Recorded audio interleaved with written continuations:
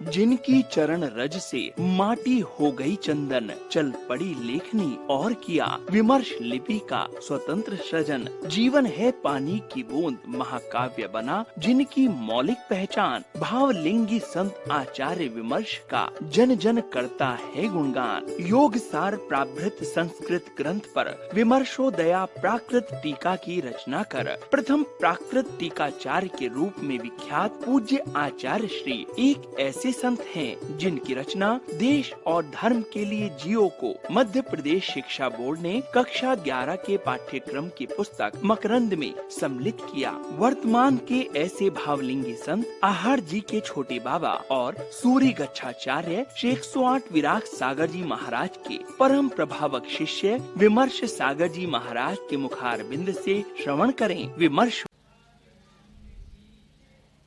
दूर हटे अज्ञान तिमिर, जिन शासन हो उच्च शिखर।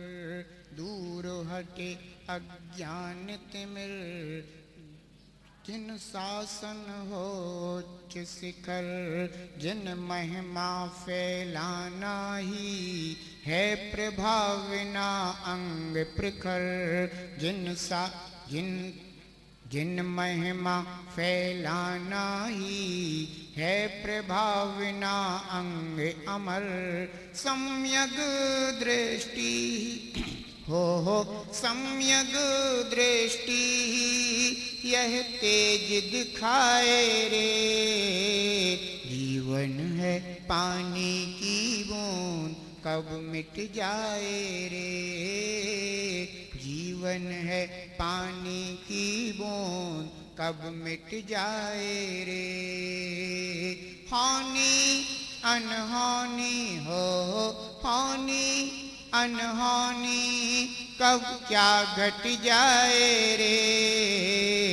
जीवन है पानी की बूंद कब मिट जाए रे। जीवन है पानी की बूंद कब मिट जाए रे। जीवन है पानी की बूंद। हम सभी सम्यक दर्शन के 8 अंगों पर विचार कर रहे हैं। आज हम देखेंगे सम्यक दर्शन का 8वां अंग प्रभावना अंग। आचार्य भगवान समंत भद्र स्वामी हम सभी भव्य जीवों के लिए मार्गदर्शन करते हुए कहते हैं कि जीवन में हमें अपने द्वारा जिन धर्म का पालन करके प्रभावना करनी चाहिए। प्रभावना का अर्थ है प्रकृष्ट भावना, जिसकी धर्म के प्रति उत्कृष्ट भावना होती है, वह जिन धर्म की प्रभावना करने वाला कहा जाता है। सबसे पहले अपन श्लोक देख लें, इसके बाद चर्चा करेंगे। अज्ञान मेरा व्याप्ति मपाकृत यथा यथम। जिन शासन माहात्म्य प्रकाशः स्यात् प्रभाविना।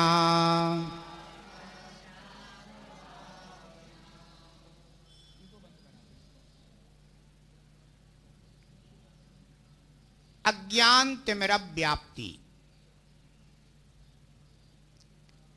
आचार्य भगवान कहते हैं कि यथा यथम, जिस प्रकार से भी बने, जैसे भी बने, अज्ञान तिमिर व्याप्ति। अज्ञान रूपी जो तिमिर है वह जो लोक में फैला हुआ है, उसके विस्तार को अपाकृत्य हटा करके जिन शासन महात्म प्रकाशः स्यात्, जिन शासन के महात्म्य को प्रकाशित करना प्रभावना स्यात्, प्रभावना अंग होता है। जगत में जितने भी जीव हैं सभी जीव अज्ञान भाव से ग्रसित हैं। वह अज्ञान क्या है? जिस वस्तु का जैसा स्वरूप है वैसा नहीं जानना अज्ञान है, और जिस वस्तु का जैसा स्वरूप है वैसा ही जानना सम्यक ज्ञान है। अब हमें विचार करना है, हमारे अंदर अज्ञान है या सम्यक ज्ञान है? सबसे पहले हम अपने आप के विषय में विचार करें कि मैं कौन हूं। अगर हम इसका उत्तर खोजने जाएं तो बंधुओं न जाने कितने उत्तर मिलेंगे। व्यक्ति एक है, उस व्यक्ति के प्रति उत्तर अनेक है। व्यक्ति एक है,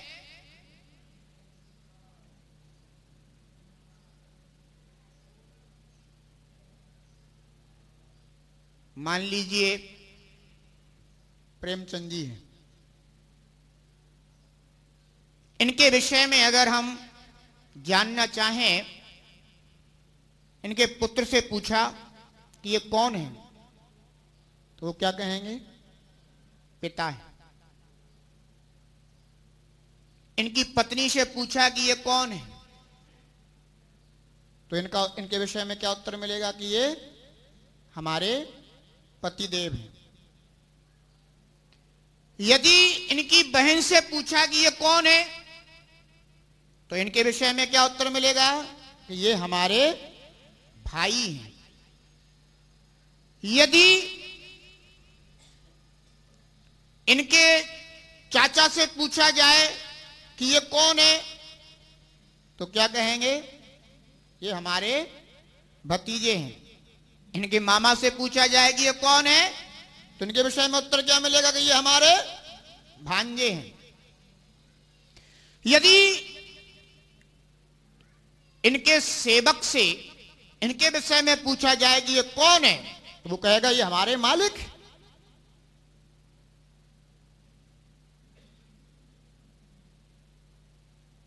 व्यक्ति एक है, उत्तर अनेक।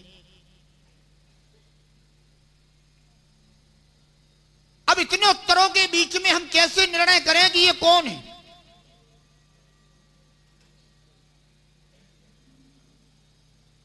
ध्यान रखना, निर्णय करना अगर अपनी अपेक्षा से निर्णय किया जाए तो उत्तर सही है, अगर दूसरे की अपेक्षा से निर्णय किया जाए तो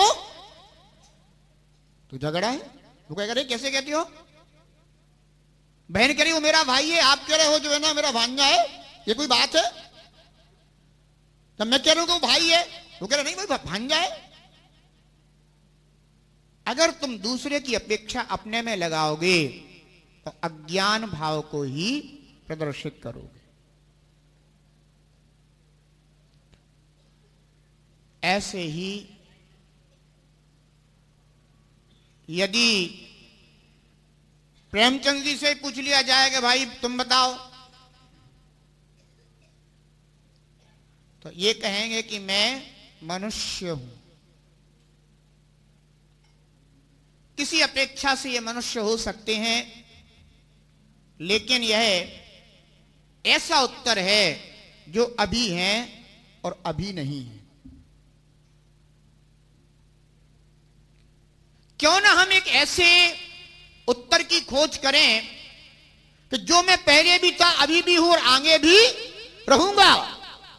वो जो उत्तर होगा वह असली होगा, यथार्थ होगा, सच्चा होगा, कभी भी बदलने वाला, पलटने वाला नहीं होगा। आचार्य समंत भद्र स्वामी कहते हैं कि इस अनादि के अज्ञान को दूर करो। हम जिस पर्याय में जाते हैं, न जाने कितने उत्तर हमारे प्रति हो जाते हैं, हमारे कितने रूप हो जाते हैं। लेकिन यदि मैं आप लोगों से पूछूं कि सिद्ध भगवान कैसे हैं, तो क्या कहोगे? चाचा कहोगे उनको? मामा कहोगे उनको? बेटा कहोगे उनको? क्या कहोगे? वे तो जिस रूप हैं बस उसी रूप हैं, उनके और कोई दूसरे स्वरूप नहीं। ऐसे ही अगर मैं अपने विषय में भी निर्णय करूं, मैं ये सोचता हूं कि मैं मनुष्य हूं, मनुष्य में भी मैं पुरुष हूं, कोई सोचता मैं स्त्री हूं। लेकिन बंधुओं, ये उत्तर किसी अपेक्षा से हो सकते हैं, लेकिन इन उत्तरों में अभी भी वह त्रैकालिक स्वरूप प्रकट नहीं हुआ जो पूर्व में भी था, आज भी हूं और आगे भी मैं रहूंगा। वह उत्तर क्या है? मैं सहज शुद्ध चैतन्य ज्ञायक भगवान आत्मा हूं। बंधुओं, ये जो मेरा उत्तर है, जो अपने विषय में इस प्रश्न का समाधान है, जो ये निर्णय है, इस निर्णय को कभी कोई पलटने वाला नहीं है। मैं पहले भी पूर्व पर्यायों में भी मैं कौन था? वही ज्ञायक भगवान आत्मा था। आज भी मैं वही ज्ञायक भगवान आत्मा हूं और भविष्य में भी मैं वही ज्ञायक भगवान आत्मा रहूंगा। ये मेरा यथार्थ जवाब है, यथार्थ उत्तर है इस प्रश्न का। और जिसने इस प्रश्न के जवाब को प्राप्त कर लिया, बंधुओं, उसने अपने विषय में अज्ञान को दूर कर लिया। ध्यान रखना,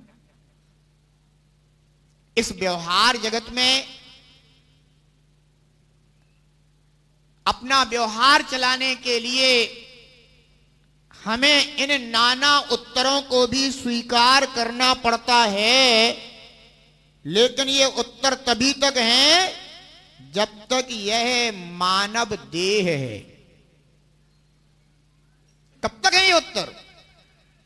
पति, पत्नी, माता, पिता, पुत्र, भाई, बहना, चाचा, भतीजा, मामा, भांजा, ये उत्तर कब तक है?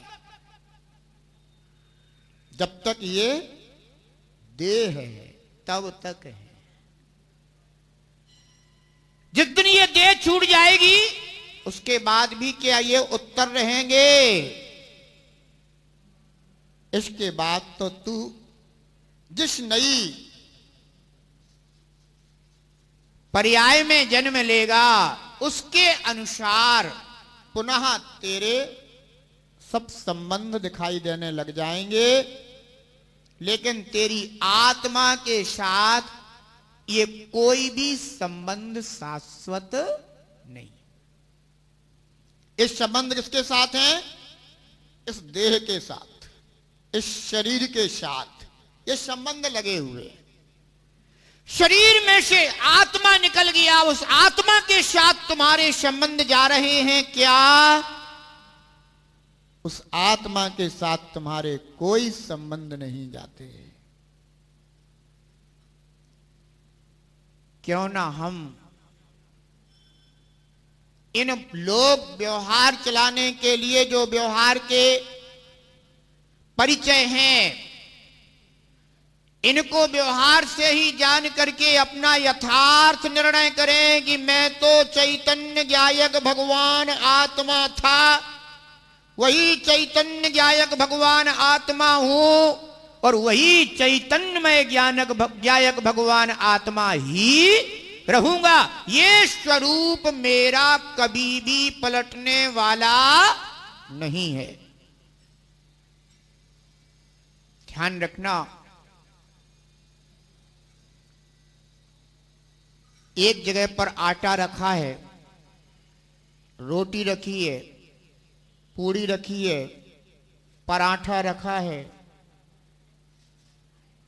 पूछा गया ये आटा किसका है, तो उत्तर क्या मिला, गेहूं का। पूड़ी रखी है, ये पूड़ी किससे बनी है, तो उत्तर क्या मिला, गेहूं के आटे से। रोटी रखी है, ये रोटी किससे बनी है, गेहूं के आटे से। पराठा रखा है, ये पराठा किससे बना है, गेहूं के आटे से। पर्याय ये अनेक हैं, लेकिन उन सब में एक गेहूं गेहूं गेहूं गेहूं वह एक। ध्यान रखना, जिसने अपने ऐसे मूल स्वरूप को, यथार्थ स्वरूप को पहचान लिया है, आचार्य समंत भद्र स्वामी कहते हैं कि उसने अज्ञान को दूर कर दिया है और सम्यक ज्ञान को प्राप्त कर लिया है। किसके विषय में, अपने विषय में। मैं कौन हूं, मैं शुद्ध ज्ञायक चैतन्य भगवान आत्मा। निर्णय हो गया। क्या यह स्वरूप मेरा कभी नष्ट किया जा सकता है, नहीं किया जा सकता। ध्यान रखना, नमक चाहे सब्जी में डाल दिया जाए, नमक चाहे रोटी में डाल दिया जाए, नमक चाहे शिकंजी में डाल दिया जाए, नमक चाहे गन्ने के रस में मिला दिया जाए, लेकिन नमक तो अपने स्वरूप में ही प्रकाशित होगा। उसका स्वभाव क्या है, खारापन। वह जहां भी अपना परिचय देगा बंधुओं, अपने खारे स्वभाव के रूप में ही परिचय देगा।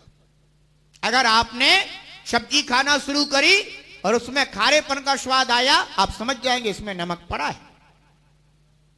यदि आपने रोटी खाना शुरू करी, नमकीन लेना शुरू किया और उसमें अगर खारेपन का स्वाद आ रहा है, तो आप कहेंगे इसमें नमक है।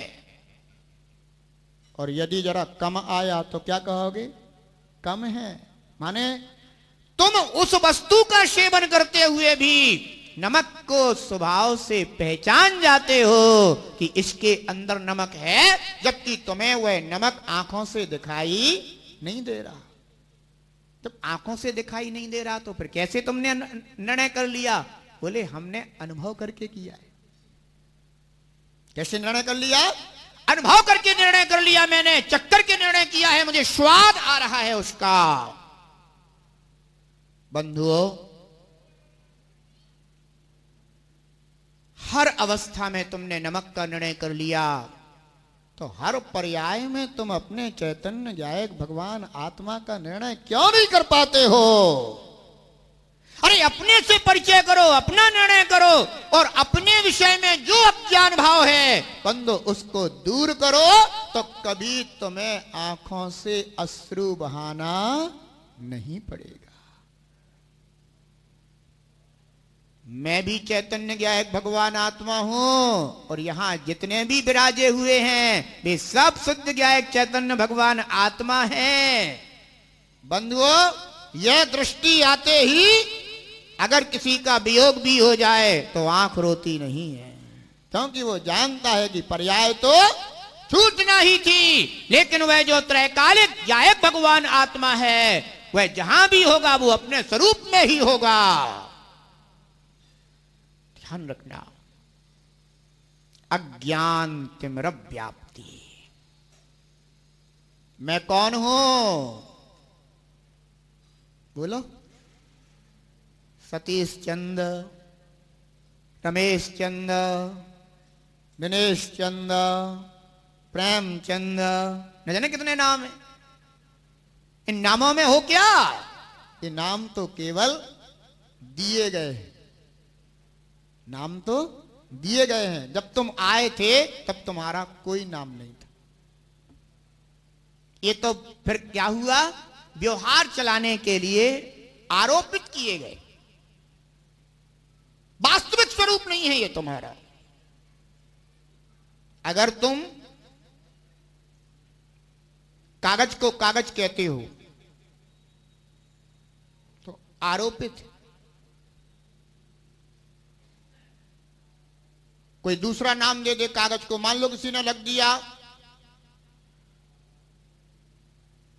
माला, कागज का नाम क्या रख दिया?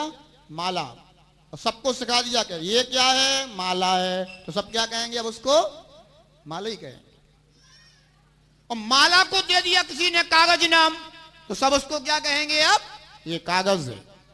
बंधु ये तो आरोपित है, ये कोई वास्तविक नहीं है। लेकिन जिस वस्तु का जैसा स्वरूप है उसे वैसा ही जानना, उसका नाम क्या है? ज्ञान। वो किससे जाना गया? वो उसके स्वभाव से जाना गया है, इसलिए वह सम्यक।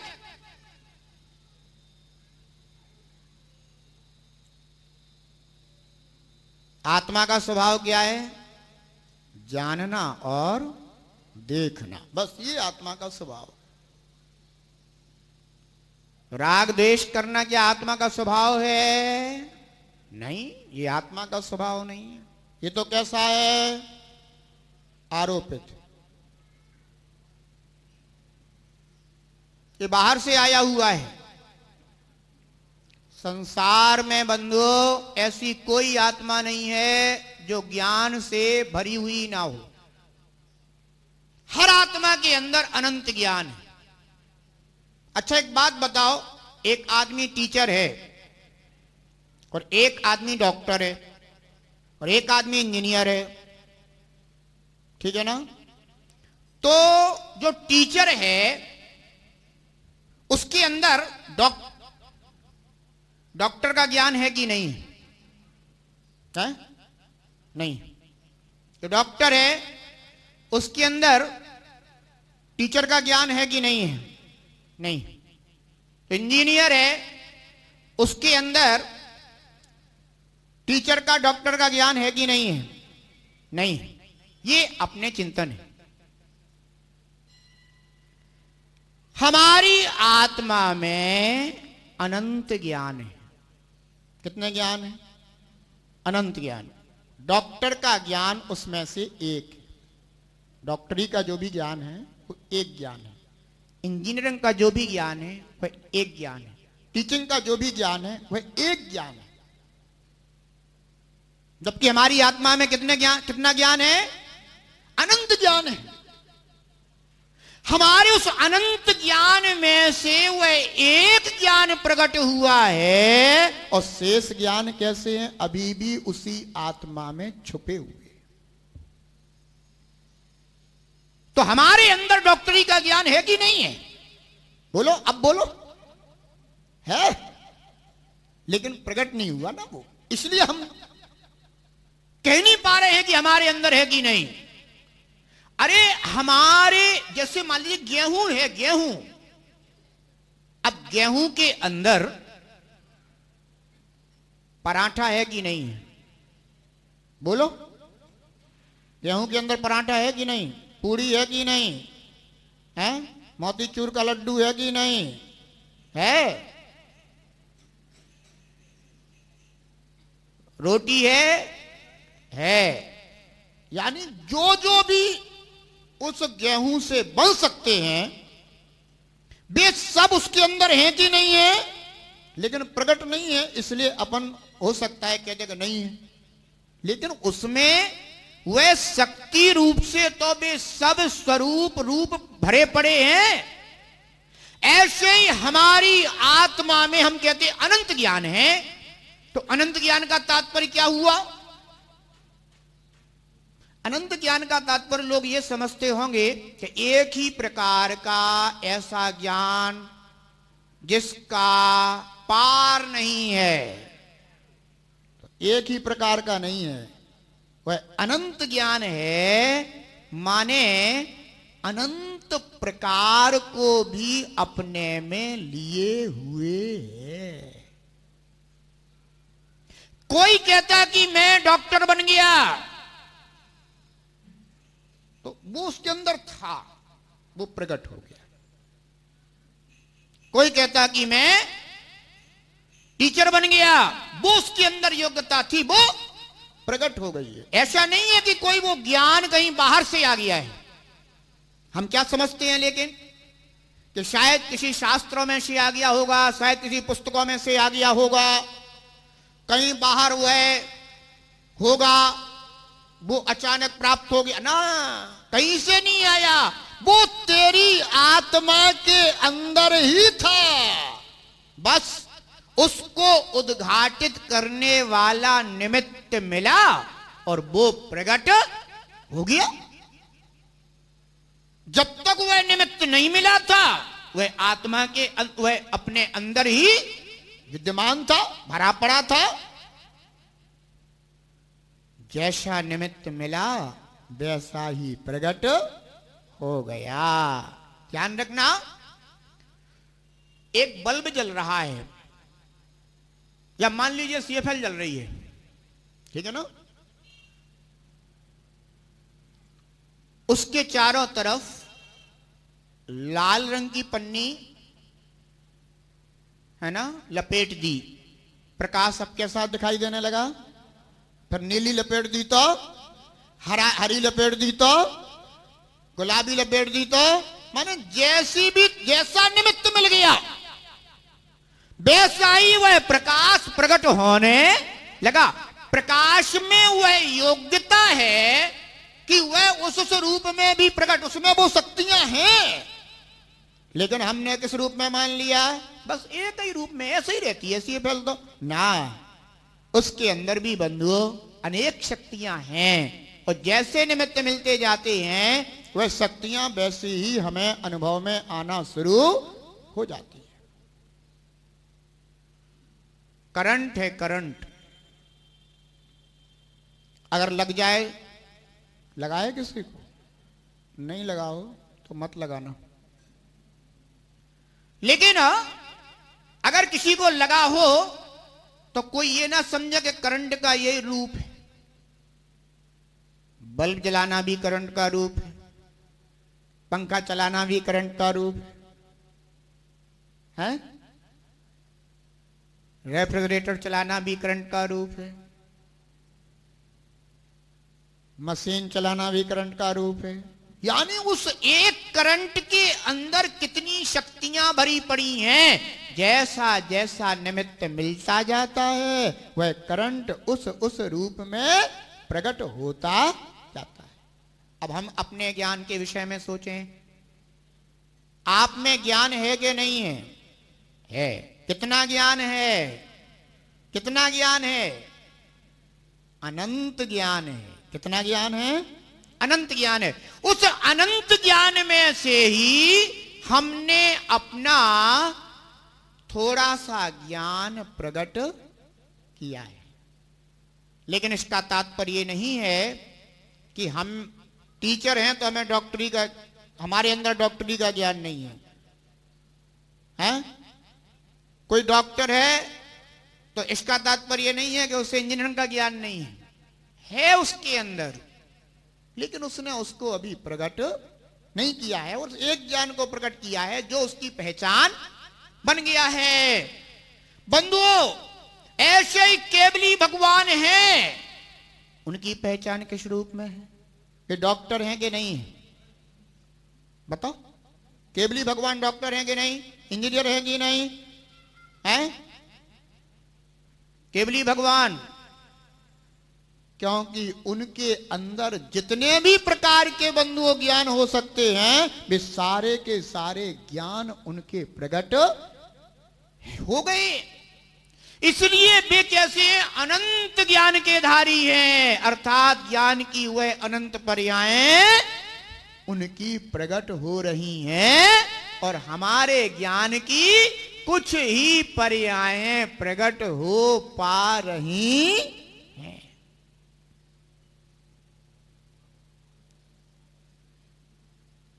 अपने स्वरूप के विषय में जो अज्ञान है उसे दूर करने की आवश्यकता है। अन्यथा जीव क्या समझता रहता है?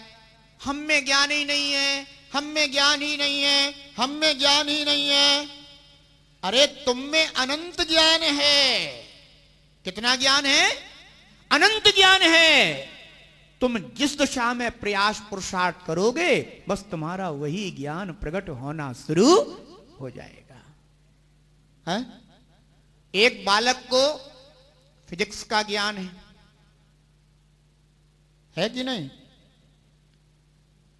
एक बालक को केमिस्ट्री का भी ज्ञान है, और जिसे फिजिक्स का ज्ञान है उसे केमिस्ट्री का ज्ञान है, उसे हिंदी का भी ज्ञान है, उसे इकोनॉमिक्स का ज्ञान भी है, हिस्ट्री का ज्ञान भी है कि नहीं? मैथ का ज्ञान भी है, बॉटनी का ज्ञान भी है। अरे तुम जिस दिशा में प्रयास करते चले जाओगे तुम्हारा ज्ञान उस रूप में प्रकट होता चला जाएगा। तो तुम्हारे अंदर इतना अनंत ज्ञान है, इसलिए कभी अपने आप को अज्ञानी मत समझना। श्रद्धान करना, ज्ञान करना किसी अपेक्षा से। और मैं अज्ञानी हूं यह भी सही है, क्योंकि अभी तुमने अपनी ज्ञान के उन पर्यायों को प्रकट नहीं कर पाया है। इसलिए कैसा महसूस हो रहा है कि मैं इस विषय में अज्ञान हूं।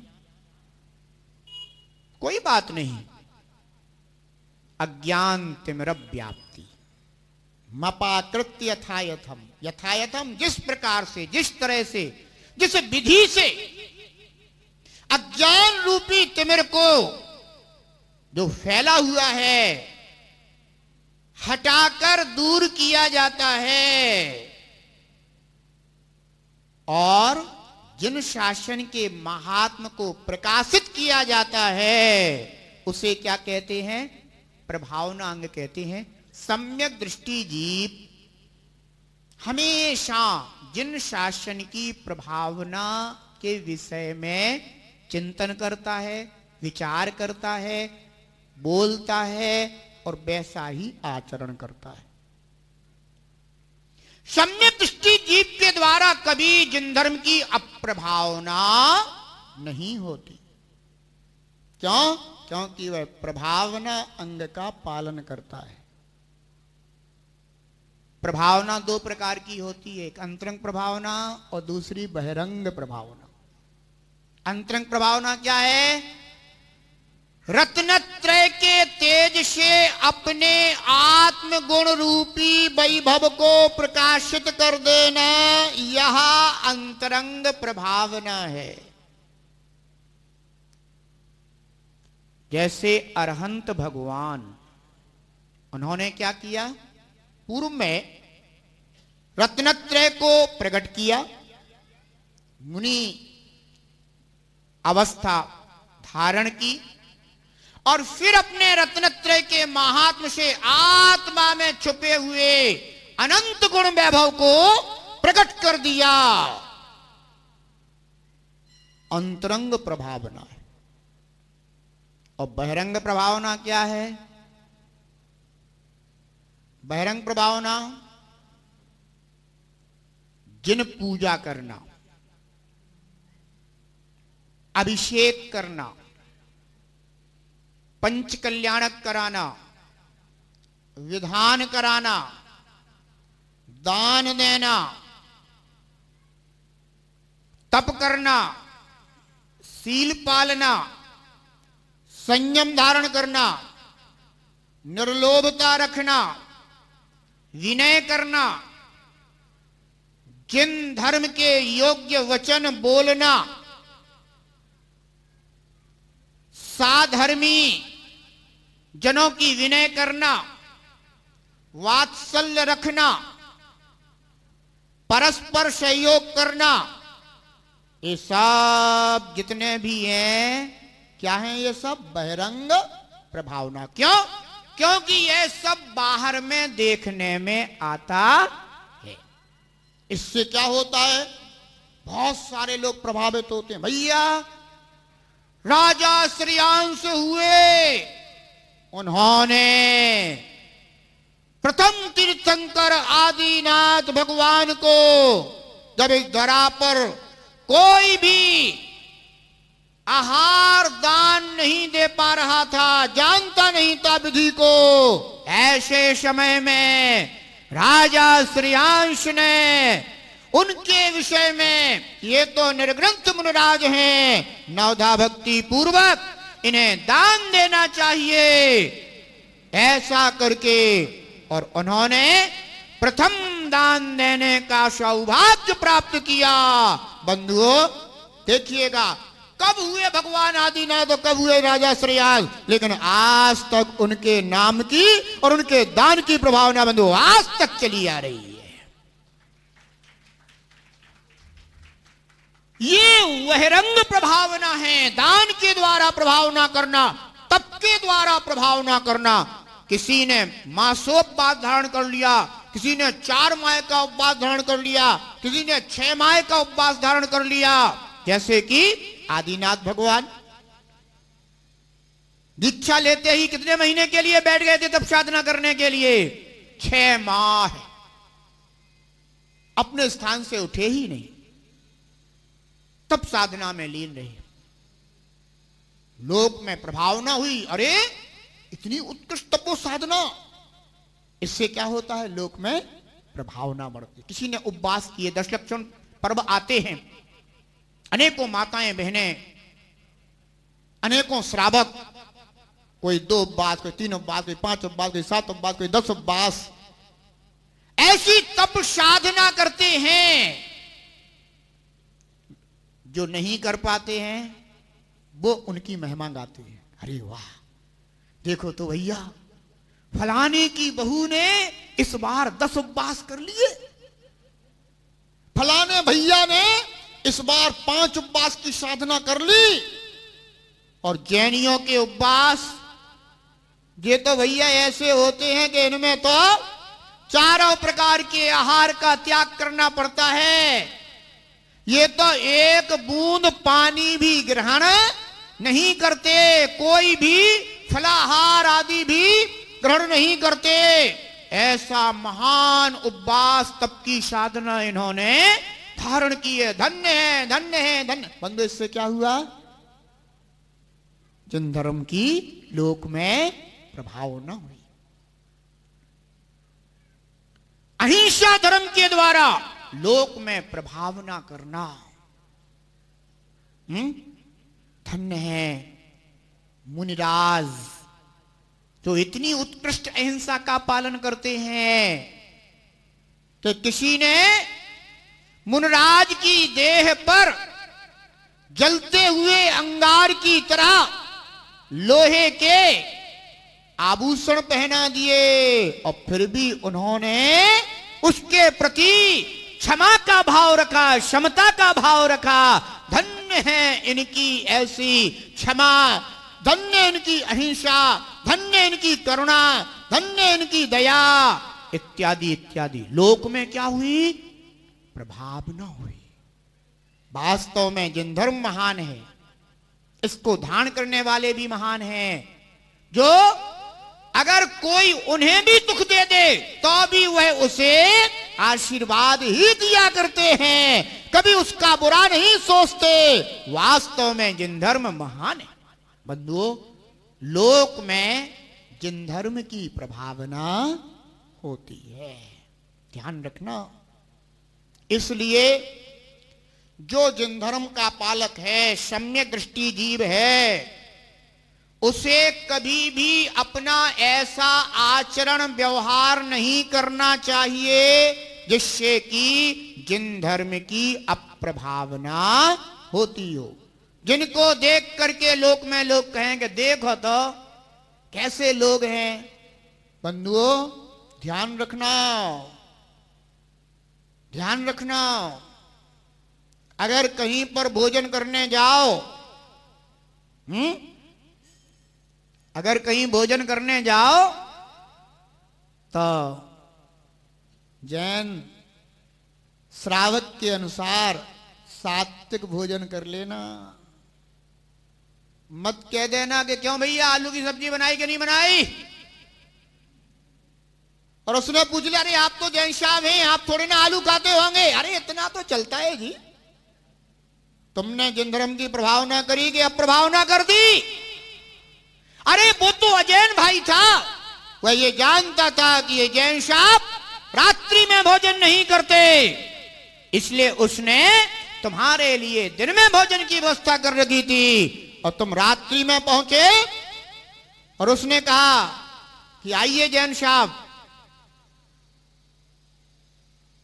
और तुमने कहा कि भाई भोजन कहां है? जैन साहब आप तो दिन में भोजन करते हो ना? अरे नहीं नहीं, अब आजकल तो सब कुछ चलता है। तुमने क्या कर दिया? जिन धर्म की प्रभावना करी कि जिन धर्म की, क्योंकि जिन धर्म की पहचान इसमें है कि इसमें इस धर्म को मानने वाले लोग रात्रि में भोजन नहीं करते, और तुमने वहां पर क्या फैला दिया कि इतना तो चलता है। तो लोग कहेंगे माने जिन धर्म में इस तरह की भी छूट चलती होगी कि अगर त्यागना है तो त्याग दो, करना है तो करो। तो तुमने क्या कर दिया? बदनाम किसको कर दिया तुमने? धर्म को बदनाम कर दिया बंधुओं। इसलिए ध्यान रखना, सम्यक दृष्टि जीव होगा तो उसका आचरण भी पवित्र होगा, उसका आचरण भी सात्विक होगा, उसका आचरण अपनी अपनी श्रावक की योग्यतानुसार अवश्य होगा।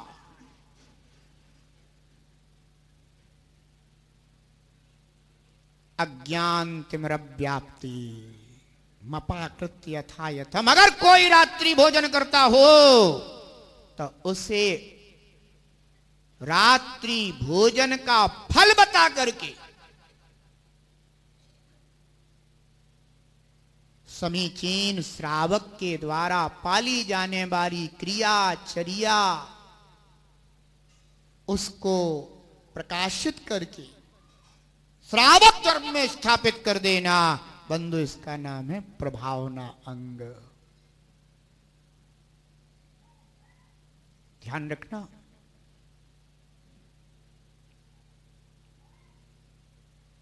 रात्रि भोजन करने वाले मरण करके कहां जाते हैं बंधुओं?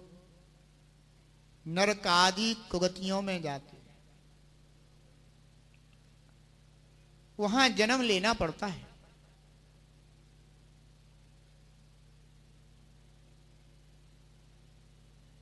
ऐसे ऐसे जीव हुए जिन्होंने त्रिंच की पर्याय को धारण करके भी बंधुओं श्रावक के धर्मों का पालन किया है।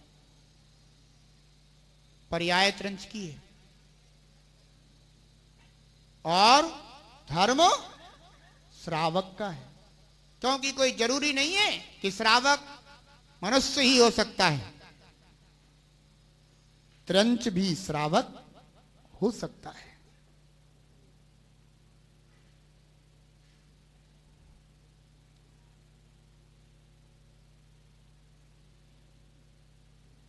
अनेकों जीव श्रावक के धर्म को प्राप्त हुए। आप लोगों को शायद पता हो, घरों में जितनी भी महिलाएं रहती हैं ना, नगर में यदि निर्ग्रंथ संघ आ जाए और घर में चौका लगने लग जाए, समझ लेना ये सब श्राविकाएं जिन धर्म की प्रभावना कर रही हैं।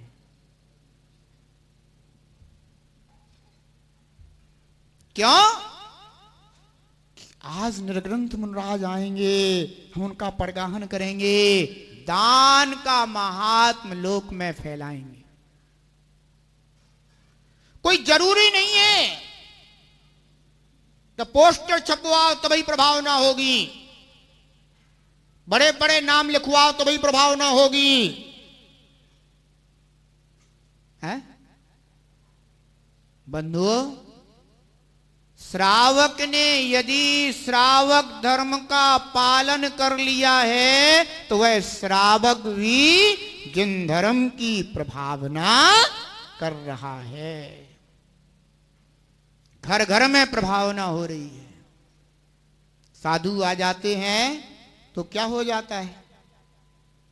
घर घर चर्चा रहे धर्म की, दुष्कृत दुष्कर हो जावे।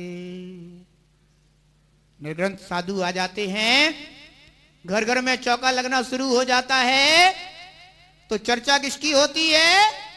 धर्म की चर्चा होती है, क्योंकि जहां धर्मी की चर्चा है वहां धर्म की चर्चा है, जहां धर्म की चर्चा है वहां धर्मी की चर्चा है। छोटे छोटे बच्चे वे भी धर्म की चर्चा के रंग में रंगने लग जाते हैं। बंधुओं, एक परिवार है, परिवार में एक मां है, एक बेटा है। मां अपने पति से, माने जो पत्नी है वह अपने पति से अपने लिए खर्च के लिए यानी व्यवस्था के लिए कुछ ना कुछ पैसे इकट्ठे करती है। और बेटा है वह भी अपनी गुल्लक में अपने पापा से, मम्मी से, दादा से जो मिल गए उनसे कुछ ना कुछ पैसे लेकर के अपनी गोलक में डालता रहता है। नगर में निर्ग्रंथ मुनिराज का, निर्ग्रंथ संघ का आगमन हुआ है। बेटा कह रहा है कि मां, इस गुल्लक में जितने भी पैसे हैं, इस गुल्लक के पैसे निकाल करके मैं मुनिराज के लिए आहार दान दूंगा, चौका लगाऊंगा। मां, मेरे पैसे का उपयोग मुनिराज की आहार दान में होना चाहिए। और मां कह रही मैं किटी पार्टी में जाऊंगी। बेटा ध्यान रखना, बच्चे के अंदर जिन धर्म की प्रभावना का भाव है और उस मां के अंदर अप्रभावना का ध्यान रखना। बंधु, प्रभावना का तात्पर्य नहीं है कि ढोल धमाके बजाए जाए तो वही प्रभावना होगी। प्रभावना का तात्पर्य यह भी नहीं है कि बहुत ऊंचे ऊंचे धर्मोपदेश हो तभी प्रभावना होगी। धर्मोपदेश भी प्रभावना का आधार है, अंग है।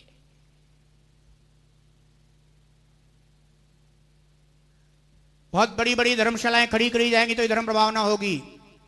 बंधुओं, ये बाहर की प्रभावना तो खड़ी रह जाएगी, लेकिन अगर किसी के अंदर, किसी श्रावक के अंदर श्राव का चार आ गया तो वह प्रभावना कुलवंश में आगे बढ़ती रहेगी। इसलिए अज्ञान रूपी तिमिर को हटाने का प्रयास करना चाहिए। मिथ्यात्व को हटाओ, असंयम को हटाओ, प्रमाद को हटाओ, कषाय को हटाओ। बंधुओं, इनके हटाने से जिन धर्म की प्रभावना होती है। निर्ग्रंथ मुनिराज अपनी समीचीन चर्या के माध्यम से लोक में प्रभावना करते और जिन्हें सम्यक दर्शन नहीं होता बंधु, लेकिन अंतरंग में लालसा होती है कि मेरी ख्याति होनी चाहिए, तो वे एन कैन प्रकारेण अपने नाम की प्रभावना चाहते हैं, वे जिन धर्म की प्रभावना नहीं चाहते। ध्यान रखना, उन्हें जिन धर्म की प्रभावना से प्रयोजन नहीं है। किससे प्रयोजन है? नाम की प्रभावना से प्रयोजन है। झूठे चमत्कार, कैसे चमत्कार? झूठे चमत्कार दिखा करके लोक में क्या करना? प्रभावना करना। बंधुओं, आजकल कई जगह मूर्तियां निकल रही हैं। क्या निकल रही हैं? मूर्तियां। इनमें से अधिकांश तो फर्जी काम है।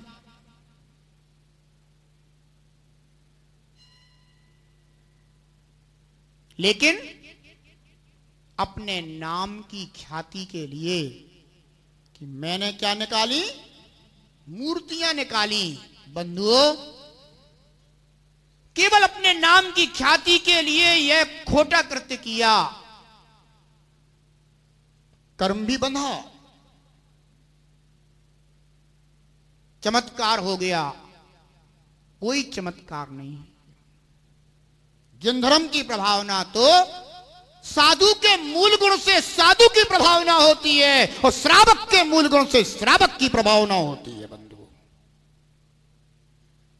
लेकिन खोटे चमत्कार, कोई देखो तो मूर्तियां निकाल के चमत्कार दिखा रहे हैं, कोई देखो तो हवन सामग्री, हवन हो रहा है, उसमें से भी जो है ना कोई दुपट्टा, कोई साड़ी, कोई कछू, ताबी, फलाना क्या क्या निकाल निकाल करके जो है ना देखो जिन धर्म का महात्मा, तंत्र मंत्र का महात्मा, जबकि है कुछ नहीं, सब विधि पूर्वक रखा गया सामान है।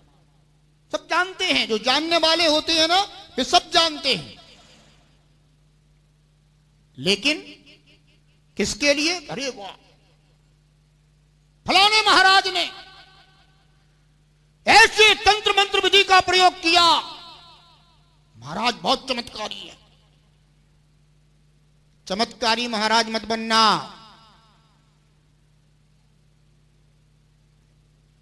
जिन मुद्राधारी महाराज बन गए, इससे बड़ा कोई और दूसरा स्वरूप नहीं हो सकता।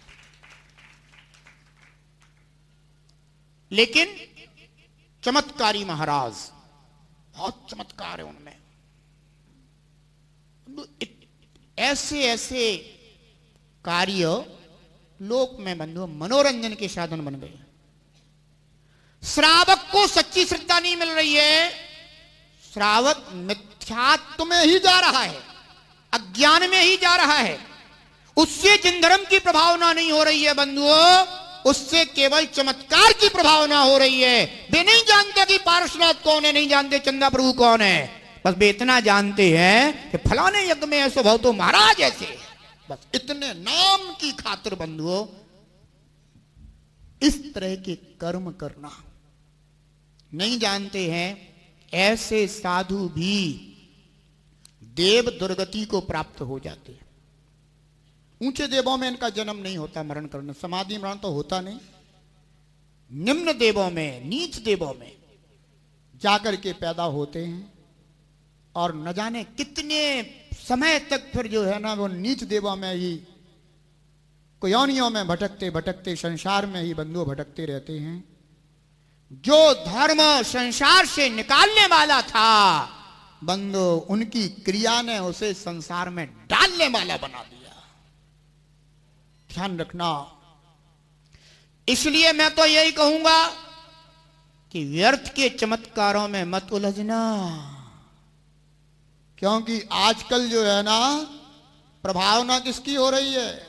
जिनेंद्र भगवान के पूजा की प्रभावना नहीं होगी, अभिषेक की प्रभावना नहीं होगी, नहीं, चमत्कार की प्रभावना होगी।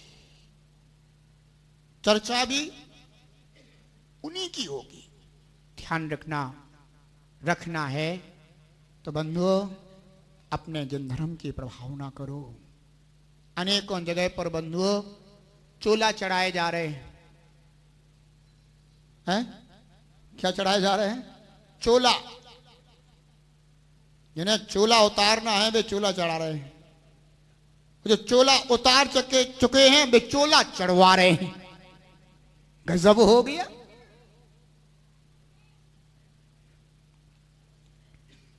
ध्यान रखो, सच्चा मार्ग दिखा दिया उधर। सम्यक दर्शन क्या है, सम्यक ज्ञान क्या है, सम्यक चारित्र क्या है, रत्नत्रय क्या है।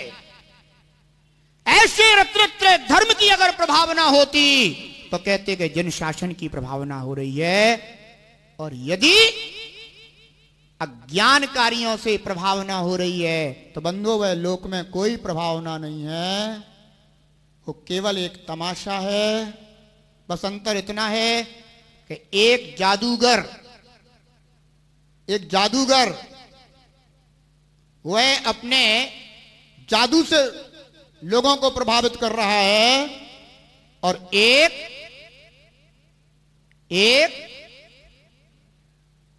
निर्वस्त्रधारी दिगंबर मुनि का नाम पा करके बंधन अज्ञान कार्यों से प्रभावना कर रहा है, ख्याति पा रहा है, लेकिन इससे जन शासन का महात्म कभी नहीं बढ़ेगा बंधुओं। जन शासन का महात्म तो समीचीन धर्म के पालन करने और कराने से ही बढ़ेगा। कोई अंगूठियां दे रहे, कोई क्या बोलते वो हैं, नंग, रत्न, हैं, कलावा। आजकल एक कलावे का चलन और चल पड़ा है। कलावा क्या कहें, रक्षा सूत्र। मैं सोचता हूं कि शायद ही किसी की रक्षा होती होगी, हैं? शायद ही किसी की रक्षा होती हो रक्षा सूत्र के माध्यम से। अरे रक्षा करने वाला तो सम्यक दर्शन था, रक्षा करने वाला सम्यक ज्ञान था, रक्षा करने वाला सम्यक चारित्र था। अगर इस रत्नत्रय सूत्र को अगर धारण कर लिया होता तो तेरी अवस्था बन जो तीनों लोकों में रक्षा होती। लेकिन क्या बांध लिया है, रक्षा सूत्र। अब इससे क्या होगी, माने केवल यहां बांधने से रक्षा शुरू। गजब हो गया। ऐसा काम है तो मैं तो कहता हूं कि आदमी तो आदमी, जानवरों तक को बांध दो, सबकी रक्षा हो जाएगी, हैं?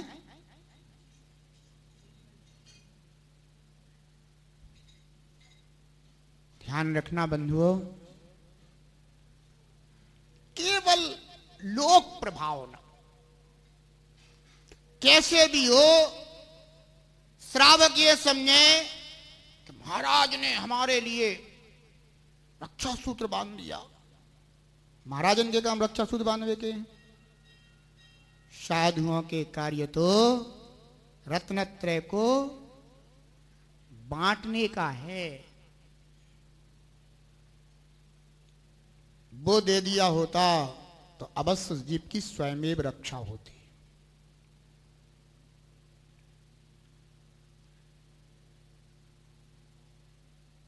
एकाद रक्षा सूत्र विद्यार्थी को बांध दो, जा पेपर देने चला जा, तो हो जाएगा पास। हम कह रहे ऊपर से नीचे तक भी बांध के चलो जाए तो भी पास व्यवहार नहीं है। अरे जो उसका पास होने का मार्ग है, ज्ञानार्जन करना, विद्याभ्यास करना, वो करके जाएगा, अवश्य ही वह पास हो जाएगा। हर चीज का मार्ग होता है, जो उसी मार्ग से चलेगा तो वह उसमें सफलता प्राप्त करेगा। लेकिन आजकल तो साधुओं के पास है मास्टर की एक चाबी और ताले अनेक, कोई भी खुल जाएगा ताला। गजब गजब की चाबी प्राप्त कर ली है। बंधुओं, ये प्रभावना के साधन नहीं है, ये मात्र जन धर्म को हानि देने वाले कारण हैं। इनसे लोगों की श्रद्धा धर्म पर नहीं होगी। लोगों की श्रद्धा किस पर होगी? किसी की श्रद्धा अंगूठी पर हो रही है। आजकल मैं देखता हूं बहुत सारे लोगों के हाथों में एक कछुआ की अंगूठी रहती है। मैंने बहुत पहले मैंने कभी ना देखी।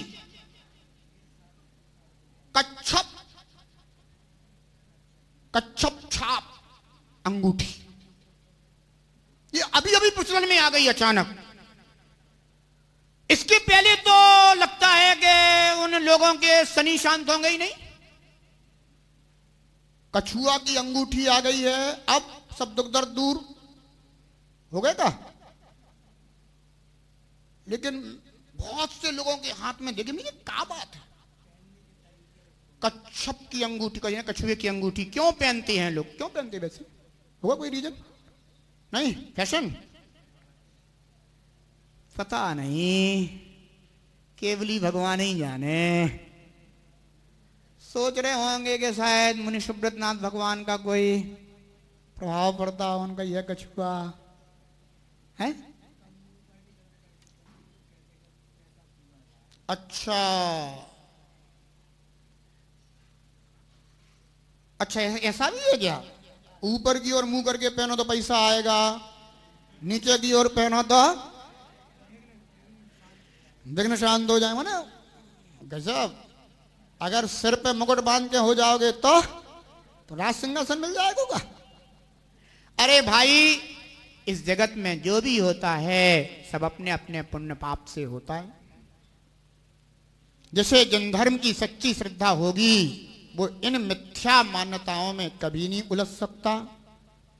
एक निर्ग्रंथ मुनराज ना रत्नत्रय सूत्र बांधता है, ना कछुए की अंगूठी पहनता है, ना कुछ करता है। वह अपने रत्नत्रय के तेज से बंधुओं विष्णु कुमार मुनराज की तरह तीनों लोकों में प्रभावना फैला देता है।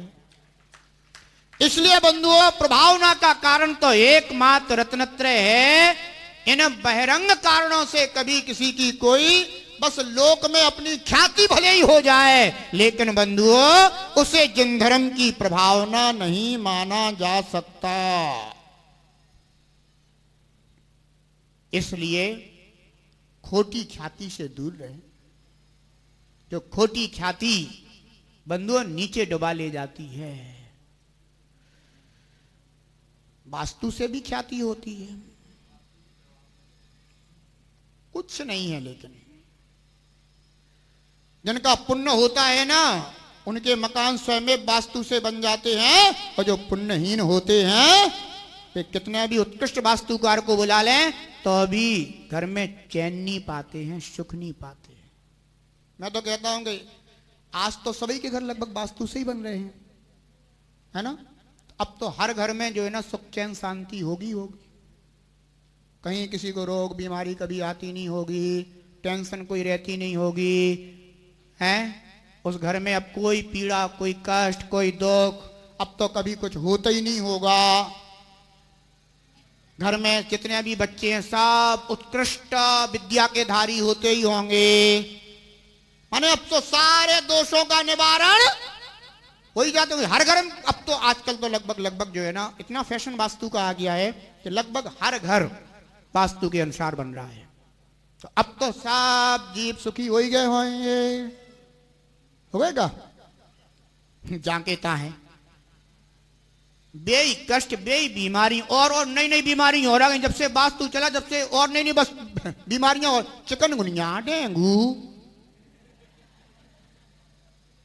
उनने भी सोच लिया चलाओ वास्तु, हम भी नए नए रूप में आते हैं। अब पहले जो सुनते थे नाम का चिकनगुनिया, अब तो नई नई बीमारियां और तैयार हो गई। और बताओ कौन सा ऐसा घर है जो घर वास्तु से बना हुआ था उस घर में जो है ना चिकनगुनिया ना हुआ हो किसी को। हो सकता है कि एक झोपड़ी में सोने वाला फिर भी निरोगी रहा हो। ऐसे घरों में सोने वाले एक तरफ से लाइन लगा करके बिस्तरों पे पड़े हो। बंधु ये सब पुण्य पाप है, श्रद्धा नहीं है धर्म की। जिसे जिन शासन का महात्म बंधुओं पता होगा वो कभी इन व्यर्थ की बातों में, पाखंडों में कभी नहीं उलझेगा। वो तो ये कहेगा कि अच्छा कोई बात नहीं, हमारे ऊपर कोई आपत्ति आई है तो हम जिन धर्म की है ना आराधना करेंगे, जिन भगवान की अभिषेक करेंगे, पूजा करेंगे, उपासना करेंगे। मैना सुंदरी के ऊपर आपत्ति आई, श्रीपाल के ऊपर आपत्ति आई तो लगता है कि उन्होंने कोई वास्तु का मकान बनवाया होगा, फिर उनका कष्ट दूर हो गया होगा, कहीं रक्षा सूत्र बनवाने चले गए होंगे। क्या हुआ था, कैसे मिटा उनका कष्ट? एकमात्र बंधुओं सिद्धाओं की आराधना करने से, जिन धर्म की सच्ची आराधना करने से उनका कष्ट मिटा। इस फालतू की बकवास से बंधुओं कभी किसी के दुख कष्ट दूर नहीं होते हैं। इसलिए इन व्यर्थ के फैशनों में नहीं उलझना चाहिए। ये केवल क्या है?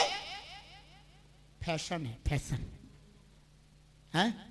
मैं तो कहता हूं कि तू तो अच्छा बढ़िया, तुझे जैसा भाई अच्छा डिजाइन वाला अच्छा मकान बनवा लेना और रोज करना जिन धर्म की प्रभाव, जिन धर्म की आराधना, जिनेन्द्र भगवान का अभिषेक करना। अभिषेक करने के बाद वह गंधोदक अपने घर में ले जाना और ले जा करके अपने घर को रोज पवित्र किया कर, फिर देख लेना तेरा वास्तु अपने आप सुधर जाएगा।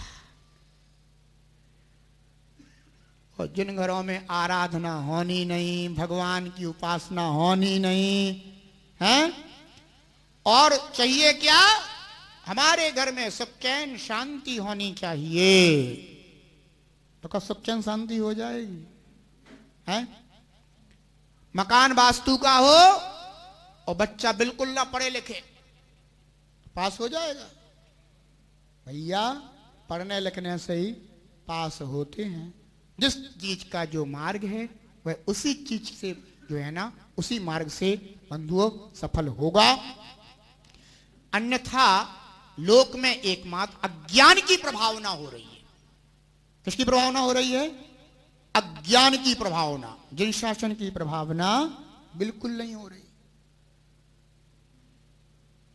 पहले के लोग सात्विक आचरण वाले होते थे, ये कितने हैं?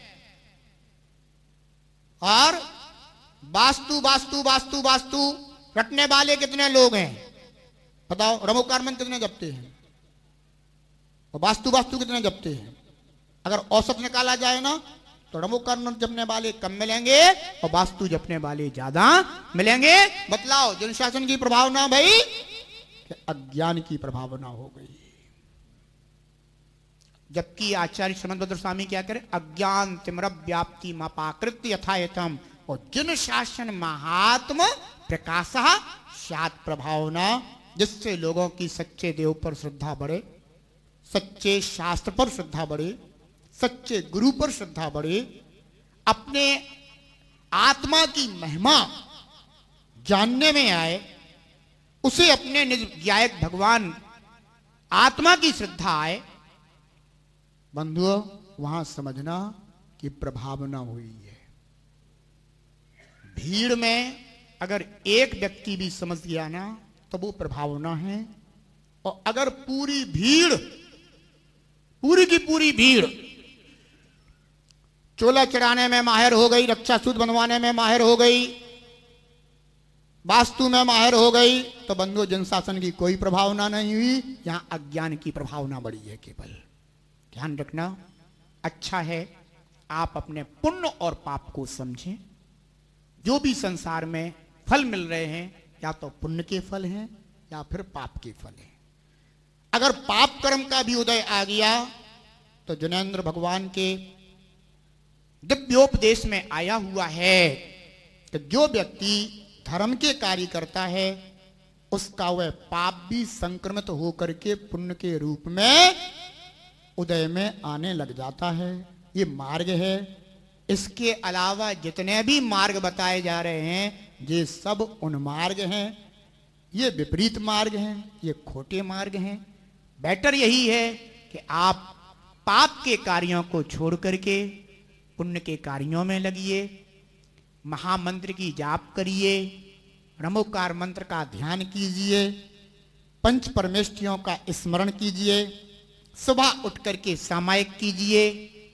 निर्ग्रंथ गुरु आ जाएं तो उनकी उपासना, सेवा, वैयावृत्ति, दान, ऐसे महान कार्यों को कीजिए। नित्य देव दर्शन, देव पूजा, अभिषेक, इन सम्यक्त वर्धनी क्रियाओं को कीजिए। इनसे बंधुओं धर्म का भी महात्म होगा, प्रभावना भी होगी और अपनी आत्म प्रभावना भी होगी, अपना आत्महित होगा। इसलिए बंधुओं अपना समय हो गया है, हमें यही विचार करना है कि हमारे लिए क्या भक्ष है, क्या अभक्ष है, इस पर्याय में मुझे करने योग्य कार्य क्या है। जीव संसार में सुखी दुखी क्यों होते हैं, इसका कारण क्या है,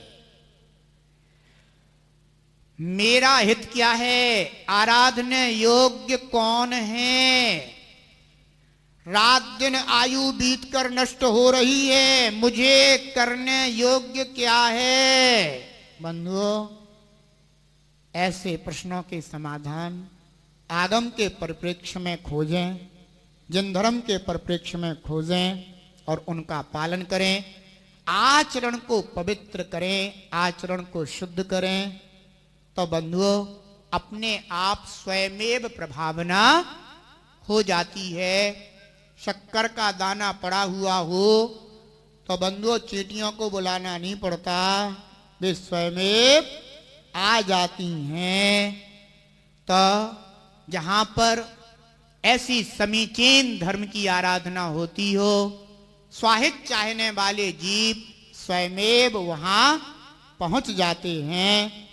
करें, श्रावक धर्म का पालन करके धर्म की प्रभावना करें, साधु धर्म का पालन करके धर्म की प्रभावना करें। साधु धर्म है 28 मूल गुण रूप, इससे धर्म की प्रभावना होती है। एक मुंडराज अगर घर में आते हैं और यूं मुद्रा लेकर के आ जाएं तो बंधुओं वे उस घर में प्रभावना करके चले जाते हैं। छोटे छोटे बच्चे अपने आप नंगे होकर के और ऐसी मुद्रा बना करके कहने लग जाते हैं, मम्मी मम्मी मेरा भी परगाहन करो, देखो महाराज आए हैं। बंधुओं एक मुनराज घर में आते हैं, छोटे छोटे बच्चों तक में प्रभावना छोड़ करके चले जाते हैं। इसे कहते हैं जन शासन का महात्म प्रकाशित करना। ऐसा महात्मा सभी के बीच में हो, सर्वत्र फैले। हम कभी कोई अप्रभावना का कार्य ना करें। आपके द्वारा प्रभावना होती हो तो अच्छा है, और ना होती हो तो कम से कम इतना संकल्प कर लें कि हम जीवन में कभी जिन धर्म की प्रभावना नहीं करेंगे। समझ लेना कि आपके द्वारा प्रभावना ही हो रही है। इसलिए प्रभावना अंग के माध्यम से अज्ञान को दूर करने की कोशिश करें। अज्ञान कहां है? कहां है अज्ञान? अगर अपने ज्ञानमय आत्मा को देखो तो अज्ञान नजर ही नहीं आता। सब ज्ञान मेरे अंदर है, सिर्फ उद्घाटित करना है, प्रकाशित करना है। ऐसे निमित्त खोजो जिनका आश्रय करने से हमारा वह कार्य उद्घाटित हो जाता है। ठीक है ना? दूर हटे अज्ञान तिमिर, जिन शासन हो उच्च शिखर। दूर हटे अज्ञान तिमिर, जिन शासन हो उच्च शिखर। जिन महिमा फैलाना ही है प्रभावना अंग अमर। सम्यक दृष्टि हो सम्यक दृष्टि, यह तेज दिखाए रे। जीवन है पानी की बूंद, कब मिट जाए रे। जीवन है